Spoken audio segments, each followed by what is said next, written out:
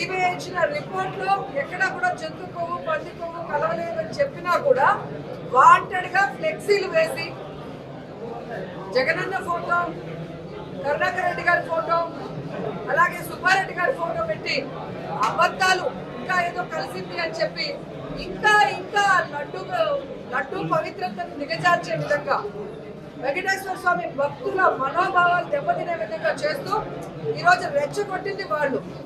ఆ ఫ్లెక్సీలు తీసేయండి, లేదంటే అది కంటెంప్ట్ ఆఫ్ కోర్టు, లేదా రేపు మేము వచ్చి తీస్తాము అని చెప్పి గౌరవంగా అమ్మటి గారు చెప్పి వెళ్ళినా కూడా తీయకుండా ఏ విధంగా రాట్లతో కర్రలతో వచ్చి రెచ్చగొట్టి ఈరోజు ఆయన ఏదో అన్నాడని ఆయన మీద కేసు పెట్టారు. కానీ ఆయనను తిట్టిన గ్రంథాలయం చైర్మన్ ఆ లేడీని పబ్లిక్ గా ఎన్ని మాట్లాడింది, ఆమె వయసు ఏంటి, ఆ మాట్లాడింది మాట్లాడి ఆవిడ మీద ఎందుకు కేసు పెట్టలేదు?